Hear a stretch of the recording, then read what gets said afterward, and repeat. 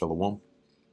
First and foremost, I want to give all praises, honor, and glory to Yahweh, Bahasham Yahushai, Bahasham Recha Kodesh. Double honors to the elders and the apostles of Great Millstone, and peace and blessings to the elect. And today we're going to go into the book of 2 Kings, the 5th chapter. And as we'll see in this chapter, once again going into some of the deeds that were done by Elisha, but also a good lesson to be learned concerning greed here in this chapter. So this is 2 Kings chapter 5 verse 1. Now Naaman, captain of the host of the king of Syria, was a great man with his master, and honorable, because by him the Lord Yahweh had given deliverance unto Syria.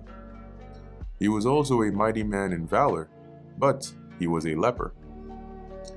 And the Syrians had gone out by companies, and had brought away captive out of the land of Israel a little maid, and she waited on Naaman's wife.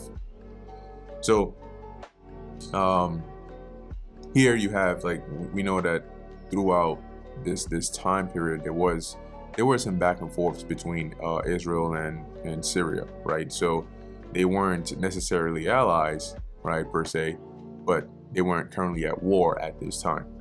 Though, you would have those certain, whether it's raids you want to call it or whatever, as it mentioned here, they went out by companies, groups, and in this case into some territories of Israel, and ended up bringing this little maid here. Now let's actually look into this word. See if we have little and maid. So for little we have Quatan, and it says here young, small, insignificant, unimportant. And then we have here maid. We have Na'ira. So it says girl, damsel, female servant, a young woman, marriageable young woman, concubine, prostitute, maid, female attendant, so on and so forth. Cool. So you had this little Israelite, right, young woman, and as it says, and she waited on Naaman's wife. Now, waited here meaning like she served Naaman's wife. Whatever it is that she needed, that's what she would get for her.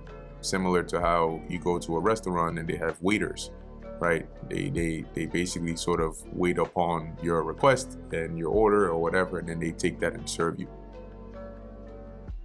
And she said unto her mistress, would God my Lord were with the prophet that is in Samaria, for he would recover him of his leprosy. So in other words, if only the Lord here being Naaman, right? If only Naaman, or Naaman, however you want to say it, was in Israel, he could have had his leprosy healed by the prophet that was there. And she was referring there to Elisha. And one went in and told his Lord, saying, thus and thus said the maid that is of the land of Israel. And the king of Syria said, go, and I will send a letter unto the king of Israel. And he departed, and took with him 10 talents of silver, and 6,000 pieces of gold, and 10 changes of raiment. And he brought the letter to the king of Israel, saying, now when this letter is come unto thee, behold, I have therewith sent Naaman, my servant, to thee, that thou mayest recover him of his leprosy. And it came to pass, when the king of Israel had read the letter, that he rent his clothes, and said, am I God, to kill and to make alive, that this man doth send unto me to recover a man of his leprosy? Wherefore consider, I pray you, and see how he seeketh a quarrel against me. So the king of Israel, upon hearing this, was like, upset, because he's like, pretty much like, what's this guy's deal? It's almost like trying to find a way to start something. How do you expect me to heal somebody of his leprosy? I'm not the Most High. I don't have that kind of power. So what happens if I can't do it? Then you're going to seek a reason to come back and forth. Verse 8. And it was so, when Elisha the man of God had heard that the king of Israel had rent his clothes, that he sent to the king, saying, Wherefore hast thou rent thy clothes? Let him come now to me, and he shall know that there is a prophet in Israel. So Naaman came with his horses and with his chariot, and stood at the door of the house of Elisha. Now you have to imagine here, right? This individual, this man, this Syrian, he is the captain of the host. So he is a man of importance amongst the Syrians. Obviously, he didn't come by himself, but he would come with a presence. Let me put it like that. So he's here at the door of Elisha's house, and Elisha sent a messenger unto him, saying, Go and wash in Jordan 7 times, and thy flesh shall come again to thee, and thou shalt be clean. So go wash yourself in the Jordan River 7 times, and then you'll be good. But Naaman was wroth, and went away, and said, Behold, I thought he would surely come out to me, and stand, and call on the name of the Lord Yahweh his God, and strike his hand over the place, and recover the leper. So he here thought, he was expecting some grandiose, thing, right? He's like, I thought this man, I came here for this. You know what I mean? Like, dude didn't even come out to see me. He didn't even, he didn't even come and do anything crazy. He's just telling me to go shower in the Jordan River 7 times. Like, what's that about? Are not Abana and Pharpar, rivers of Damascus, better than all the waters of Israel? May I not wash in them and be clean? So he turned and went away in a rage. So he's pissed. He's like, man, you tell me to go wash in this freaking Jordan River over here. We got better rivers over in Damascus. The hell I'm supposed to do over here with this shit? Just to put it in modern terms. So he leaves. He's pissed off. And why so? Because he had his hopes up. But he came with an expectation in his mind. And his servants came near and spake unto him, and said, My father, if the prophet had bid thee do something great, wouldest thou not have done it? How much rather than when he saith to thee, Wash and be clean? You know what I'm saying? If he said, like, jump over a mountaintop and run back up 7 times, you would have done that. But all he's saying is just go wash yourself and you'll be clean. How much easier is that, Then went he down and dipped himself 7 times in Jordan, according to the saying of the man of God. And his flesh came again like unto the flesh of a little child, and he was clean. So the leprosy went away. He had that youthful, smooth skin, He was feeling good. Verse 15. And he returned to the man of God, he and all his company, and came and stood before him. And he said, Behold, now I know that there is no God in all the earth but in Israel. Now therefore I pray thee, take a blessing of thy servant. So he's like, yeah, there's no doubt about it. The God in Israel has got to be the one true living God. So he wants to offer, some gift, something in return. But he said, this is Elisha, As the Lord Yahweh liveth, before whom I stand, I will receive none. And he urged him to take it, but he refused. And Naaman said, Shall there not then, I pray thee, be given to thy servant 2 mules burden of the earth? For thy servant will henceforth offer neither burnt offering nor sacrifice unto other gods, but unto the Lord. And when you look at this in the other translation, i.e. NLT, for example, and it reads, Then Naaman said, All right, but please allow me to load 2 of my mules with earth from this place, and I will take it back home with me. From now on, I will never again offer burnt offerings or sacrifices to any other god except the Lord. Now, don't get it twisted. That doesn't necessarily mean that Naaman was an Israelite.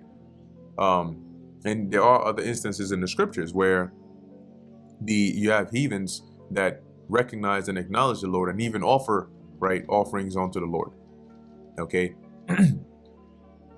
Because similar to how you had Israelites doing this in the contrary way, right, offering offerings unto other gods, which were no gods, you have heathens that are able to offer unto the Lord, because some of them are able to recognize that their gods are not really the gods of the earth. Their gods are idols. They don't do anything.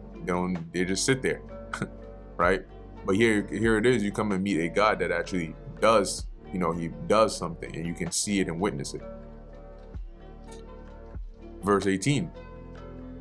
In this thing the Lord Yahweh pardon thy servant, that when my master goeth into the house of Rimmon to worship there, which was one of their gods, the gods of the Syrians, and he leaneth on my hand, and I bow myself in the house of Rimmon. When I bow down myself in the house of Rimmon, the Lord Yahweh pardon thy servant in this thing. And what he's saying is basically, it's because of the position he is in, right? When the king goes there to worship, and he's there with the king, obviously he has to be there. He's like guarding the king and so on and so forth. Being in that house, obviously the king reveres this Rimmon as the Syrian god to be a true god. So Naaman has to do this out of sort of like a customary, he has to do this out of a sort of just going through the motions here. But he's saying, the Most High pardoned him because he's not doing that because he actually believes this Rimmon to be a true god, but because he kind of has no option but to do it. Lest the king take it as disrespect, then there's a big problem here. All right, so he's saying, I'm doing this in action, but not in heart. Verse 19, and he said unto him, go in peace. So he departed from him a little way. But Gehazi, the servant of Elisha, the man of God, said, behold, my master hath spared Naaman the Syrian, in not receiving at his hands that which he brought.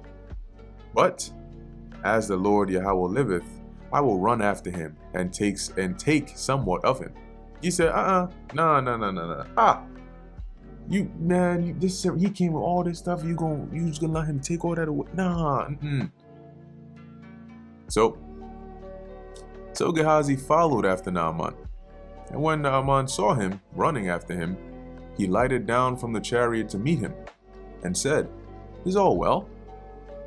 And he said, all is well. My master hath sent me, saying, behold, even now there be come to me from Mount Ephraim 2 young men of the sons of the prophets. Give them, I pray thee, a talent of silver, and 2 changes of garments. And Naaman said, be content, take 2 talents. He said, I'll give you one even better. Here, take 2. And he urged him, and bound 2 talents of silver in 2 bags. And a talent, as we've gone over many times, you can look that up, is a lot. Okay, it's a lot.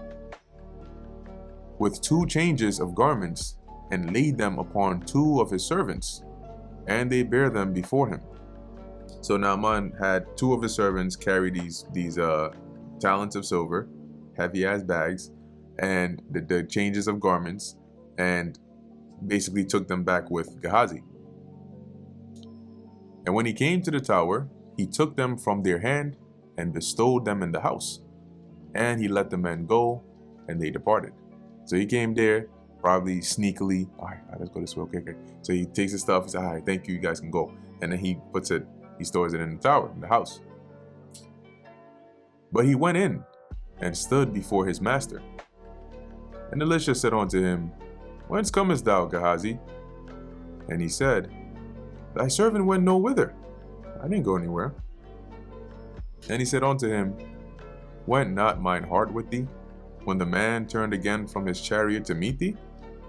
Is it a time to receive money, and to receive garments, and olive yards, and vineyards, and sheep, and oxen, and men servants, and maid servants? The leprosy therefore of Naaman shall cleave unto thee, and unto thy seed forever. And he went out from his presence, a leper as white as snow. Damn. So pretty much what happened here, right? Elisha obviously knew what had happened. As he says, mine heart went with thee, meaning his mind. So he pretty much already saw what happened.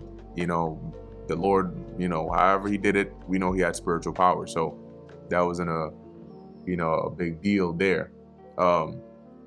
Nonetheless, Elisha already knew what Gehazi had done, and that's why he said those things. Like, is this the time to be receiving gifts, basically?